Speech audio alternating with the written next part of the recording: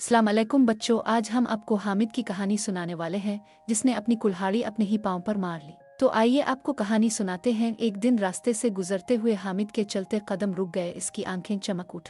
इसने चारों तरफ नजरें घुमाकर देखा। नुक्ता इत्मीनान कर लेने के बाद कि इसको कोई देख तो नहीं रहा, जल्दी से मास्टर हनीफ के घर के सामने पड़े हुए 1000 रुपए के नोट को उठाकर अपनी जेब में डाल लिया। एक लम्हे के लिए इसके जमीर ने इसे झंझोड़ा के बुरी बात है, यूं रास्ते में पड़ी हुई चीज के मालिक नहीं बन जाते बल्कि मालिक तक तो चीज पहुंचा देते हैं। फिर हामिद ने सोचा, यकीनन ये मास्टर हनीफ का नोट होगा। उनसे पूछ लूं और साथ ही आसपास के 2-4 घरों से भी मालूम कर लूं, जिसका हो इस तक पहुंचा दूं, बड़ा सवाब मिलेगा। मगर बाद में गर्दन झटक कर वो अपने आप से बोला, वापस कैसे कर दूं? मैं तो मजे उड़ाऊंगा, बर्गर, समोसे, चाट, दही भले और बहुत सी मजे मजे की चीजें खाऊंगा। आहा, कितना मजा आएगा। मैं उन पैसों से अपने दोस्तों आबिद, शाहिद और कासिम की दावत करूंगा। हम तीनों मुर्गी फ्राई और बिरयानी के मजे उड़ाएंगे। आखिर शाहिद ने भी तो 2 महीने पहले हमारी दावत की थी। कई दिनों तक हम तीनों उसकी तारीफें करते नहीं थकते थे और वो था कि खुशी से फूला ना समाता था। कितना मजा आएगा जब तीनों दोस्त मेरे भी गाने गाएंगे। इसने अपने जहन में एक मंसूबा बना डाला। अब इसका रुख अपने दोस्तों के घरों की तरफ था।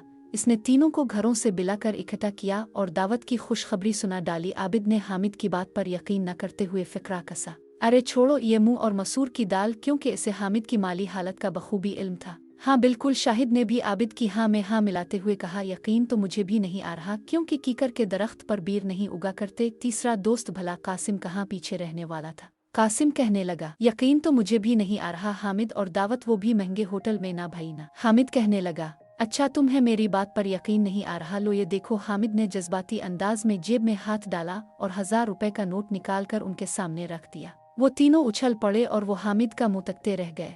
अरे तुम तो छुपे रुस्तम निकले, मारे खुशी के। कासिम चहक उठा, फिर पूछा, ये तो बता के कि 1000 रुपए आए कहाँ से? मगर हामिद के जवाब देने से पहले ही आबिद बोल पड़ा, ईद करीब है, यकीनन किसी रिश्तेदार ने ईद से पहले ईदी दी होगी। शाहिद ने जवाब देते हुए आंखों से इशारा किया, हमें इससे किया कि 1000 रुपए कहाँ से आए, क्योंकि हमें आम खाने से मतलब होना चाहिए, पेड़ गिनने से नहीं। इसके साथ ही वो तीनों उठे और अब उनका रुख शहर के मशहूर होटल की तरफ था। हामिद ने खाने का ऑर्डर दिया। आबिद, शाहिद और कासिम ने अपनी आस्तीनें चढ़ा लें, जो इस बात की तरफ इशारा था कि आज कोई कसर बाकी नहीं छोड़ेंगे। थोड़ी देर बाद खाना आ गया। मुर्गी फ्राई और बिरयानी से खूब मजे करने के बाद वो आइसक्रीम पर टूट पड़े। खाने से फारिग होकर जब हामिद ने बिल बनवाया तो पूरे 900 रुपए का बिल बना। दोस्तों की फरमाइश पर 4 ठंडी बोतलें मंगवाकर हिसाब किताब बराबर कर दिया। हामिद शाम को जब डकारे लेता हुआ घर में दाखिल हुआ तो अम्मा को देखकर ठिठक गया। 4 पाई सरहाने अम्मा गम से निढाल बैठी थीं और उनकी आंखों से आंसू गिर रहे थे। खैर तो है अम्मा, क्या हुआ? वो सचमुच रोने वाला हो गया। पहले तो अम्मा उसकी अचानक आमद से हैरान हुई, फिर खुद को संभाल कर आंसू पोंछते हुए बोली, बस बेटा क्या बताऊं तुझे, तो पता ही है घर के हालात का। ईद बिल्कुल करीब है, बस 4 ही दिन बाकी रह गए हैं और हमारे पास कुछ नहीं है कि तेरे लिए ईद के नए कपड़े और जूते खरीद लें। आज ही मैंने तेरे अब्बा से कहा कि हमारा एक ही बेटा है, इसके लिए तो नए कपड़ों और जूतों का बंदोबस्त जरूर करें। महीने 2 महीने के लिए किसी से उधार ही ले ले। तुझे तो पता ही है बेटा, तेरे अब्बा को उधार से कितनी नफरत है। तुम्हारे अब्बा का कहना है कि आदमी इससे दूसरों की नजरों में गिर जाता है, और साथ ही ये भी कि उधार वापस करने के लिए पैसे का से लाएंगे, जबकि यहाँ घर का खर्च ही पूरा नहीं होता। मगर मेरे बार बार कहने पर वो बड़ी मुश्किल से मास्टर हनीफ से 1000 रुपए उधार लेने पर राजी हो गए। यहाँ तक कहकर अम्मा थोड़ी देर के लिए रुकी और एक ठंडी सांस लेते हुए दोबारा बोली, बेटा तेरे अब्बा ने मास्टर हनीफ से जो 1000 रुपए उधार लिए थे वहीं कहीं गिर गए, क्योंकि उनकी जेब फटी हुई थी और उनको मालूम नहीं था।